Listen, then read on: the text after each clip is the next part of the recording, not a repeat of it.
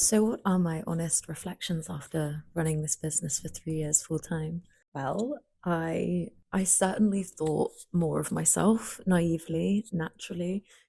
Being younger, I was always quite a overachiever. I succeeded at things I put my mind to, and I excelled at them even. And I thought that I would achieve faster, and I thought that I would be better both at managing a business, at managing finances, at making sales, at being creative. I thought I'd be better at it. I assumed social media would work for me rather than against me. And I find social media to be this huge source of anxiety and detrimental comparison. And yet, it is the main channel through which I meet prospective clients or people meet my brand who are going to become customers. But I find it just in here so anxiety inducing, and it's really hard for me to maintain consistency with it. In 2023, I was like, this is the year I'm going to make it to 10K followers. What, 2 years later, still here, still trying to achieve that 10K followers on Instagram.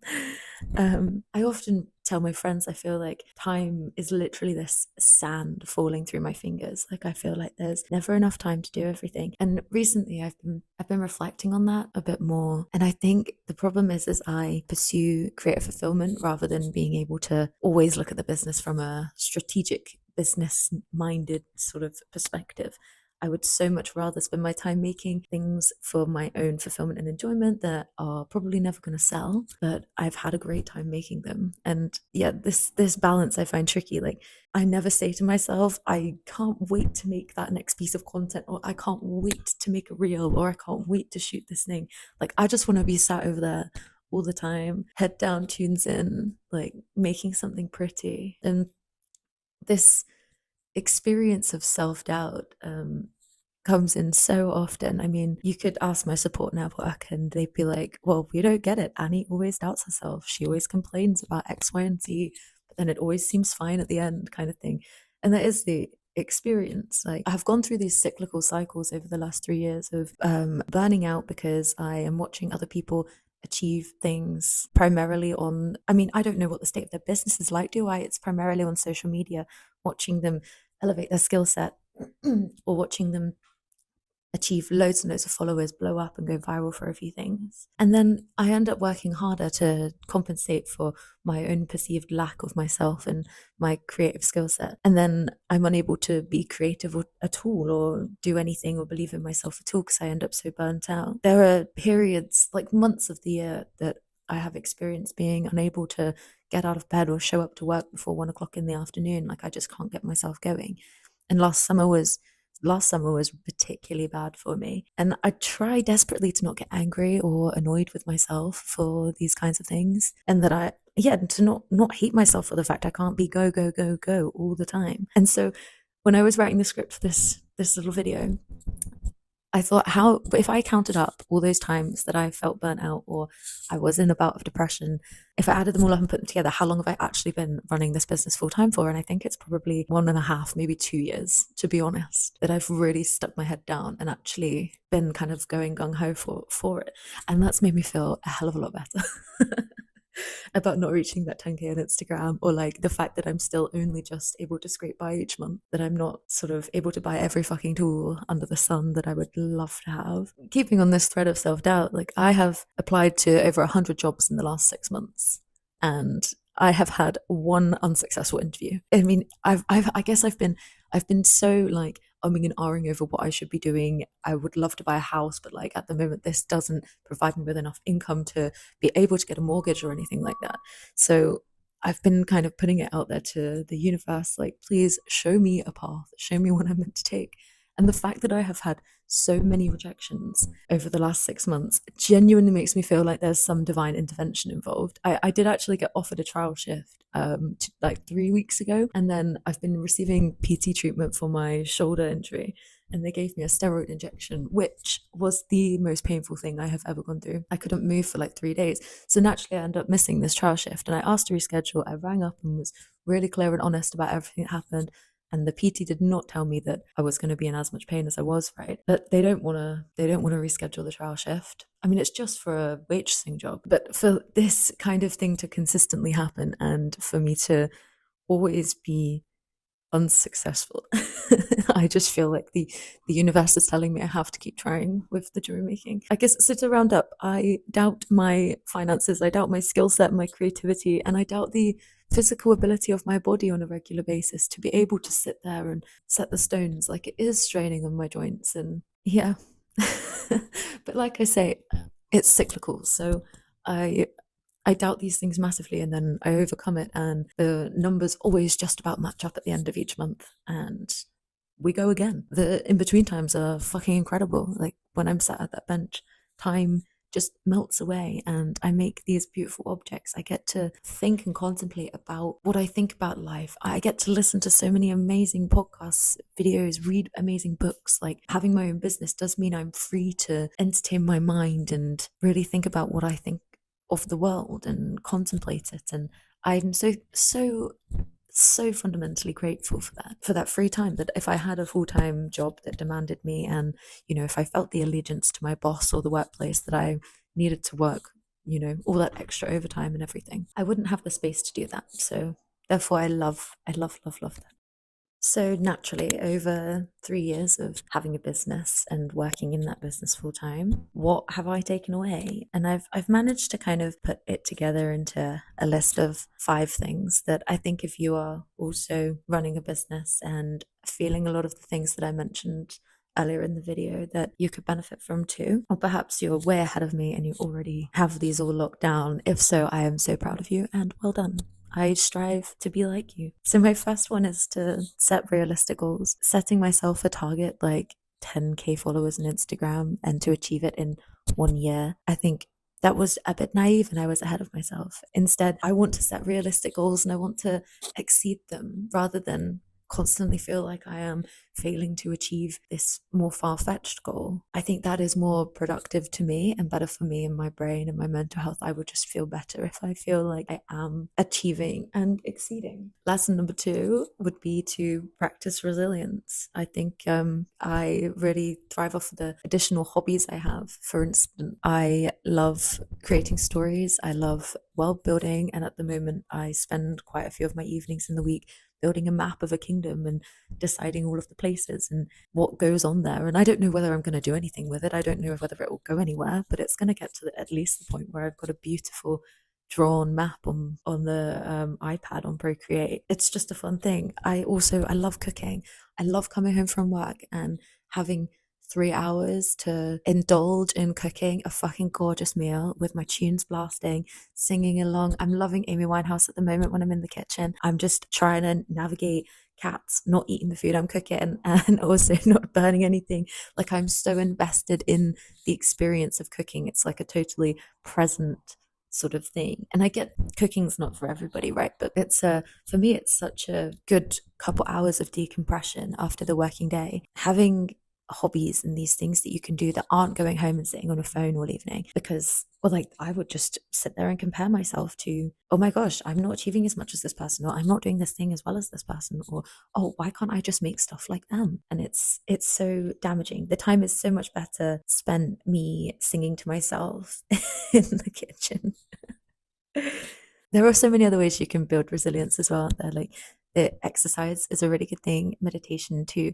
I also think something that us young people don't do enough of is socializing. Like, because life is so expensive, we don't go to the pub as often and just sit down and shoot the shit with people and talk about why we think that the world is wrong and what makes us angry and how we could fucking fix it. Like, that doesn't happen so much. And I think having a friendship group or a support network that you can do that with is really important. And I value mine so much. I mean, I'm totally the kind of person that would rather spend any extra cash at the pub shooting the shit over a pint than going to a fitness class. I like my walking around, looking at the trees and seeing birds and reading signs and things. Just, I way prefer getting my exercise in those kinds of way than being in a sweaty room with other people. It just doesn't appeal to me. Whatever floats your boat. Lesson number 3 is managing finances. Making sure you have like a really watertight spreadsheet system if you're doing your own. Get an accountant if you need. They do help you save money. Working out how you can do additional streams of income. Obviously, I've been trying to do YouTube for the last year. I'm sure at some point I'll share with you a video about how monetarily unsuccessful it has been for me so far, but we try. And I think actually, in terms of like managing finances, one thing that I would really recommend is if you have extra money left over the end of the month and you want to invest in a tool that will help you build your craft or support your business even more, is fucking buy it. Spend that money, because next week, in the next few days, some unexpected expense is going to come up that money would get swallowed up, consumed by, but you will make the next sale. Like it will be there. You just have to have this, you have to have faith that things are going to all add up. And from my experience, it always does. No matter how stressed I get about it, we just about make it there. We just get there each month. I can't wait till I get to do the video where I'm being an absolute asshole and like, oh my god, I made so much money. But I probably would keep that to myself. But I'm happy to be very open that it is hard, it is a struggle, and there often isn't much money left over. But when there is, investing it into your work, into your tools, into your materials, I think is the best way to go. Lesson number 4, I've got here time management. Like, you need to rest. I need to rest. We all need to rest. Sleep is amazing. I've been trying my hardest to, as a non-negotiable, get a minimum of 8 hours sleep per night. And honestly, I feel so much better for it. So much better. It's just like it's like my brain's been oiled. The engine's running fine. Managing your time, and like what I said earlier about like critically looked at or analytically looked at how I spend my time for the first time. And I've realized I spend so much time making shit that actually isn't business minded or strategic. And I need to change that. You just need to change that. So doing exercises like that and working out where you're spending your time, kind of like how you distribute your money, what you spend your money on, how are you spending your time, what are you spending your time on? And that is something to reflect on. I actually have to say, I very much disagree with using AI for creative projects. I think that the human ability to be creative it surpasses all, and you shouldn't try and be creative through the AI. But using chat for day-to-day planning stuff, like, I find that's really helpful. I do utilize that a lot, especially because I'm a one-woman band. It can be, if I've written up a plan, say for like, what did I do the other week?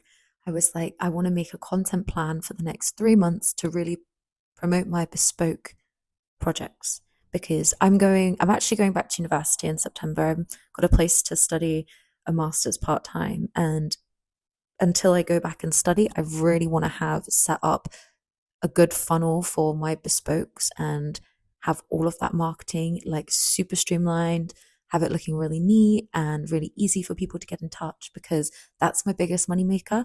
And as I go back and study, that's going to be what I'm going to fall back on. So I got chat to help with that. And like, if I hadn't, it would have taken me, God, weeks. I actually probably would never have even got to the end of it, because to do 3 months of content scheduling, it's the most boring thing in the world to me. And my brain hates the idea of doing it.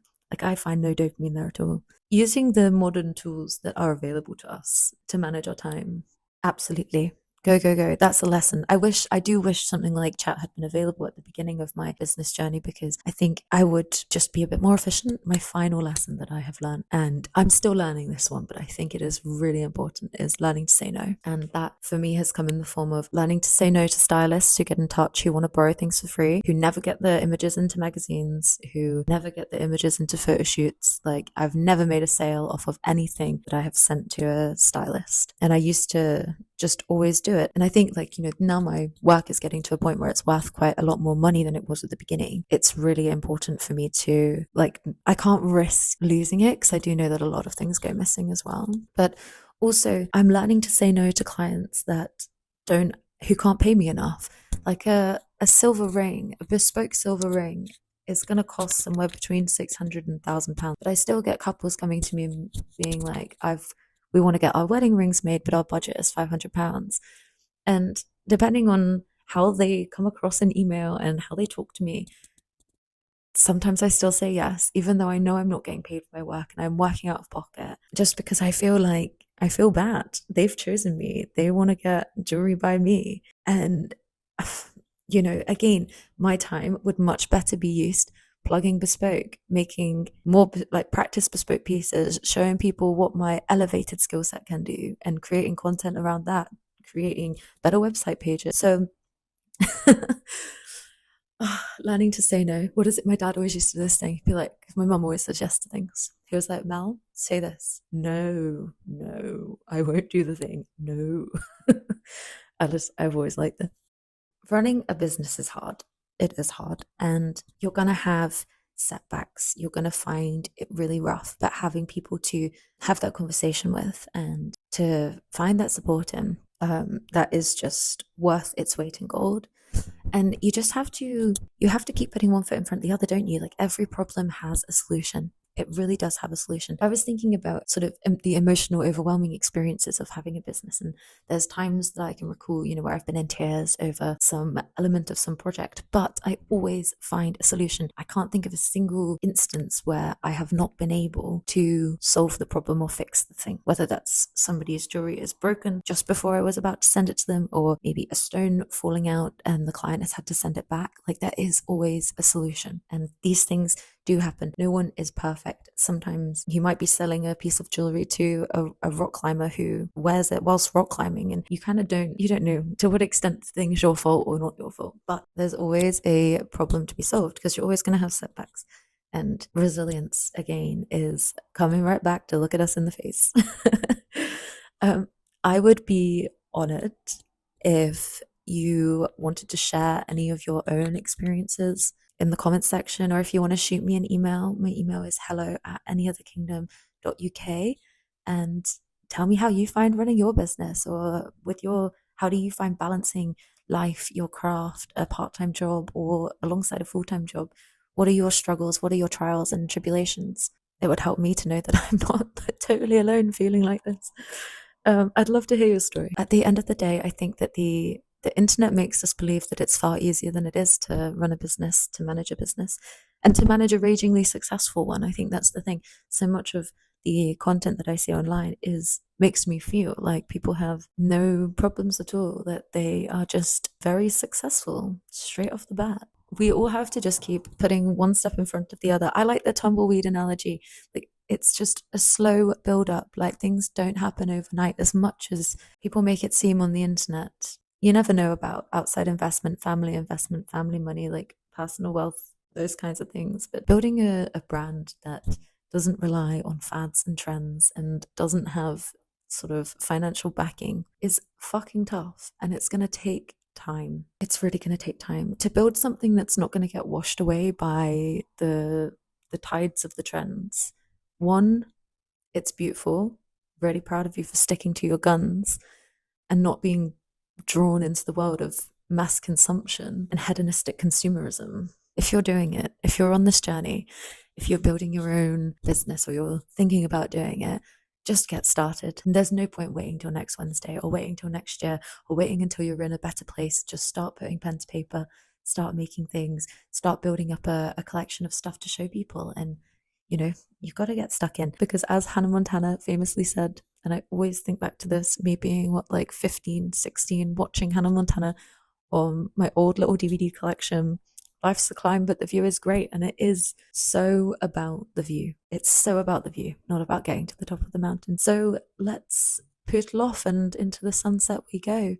I hope that I haven't bored you. And I hope that you might consider sharing your own experiences in the comment section. I'd love to hear from you. Thanks for being here. Thanks for watching. Until next time.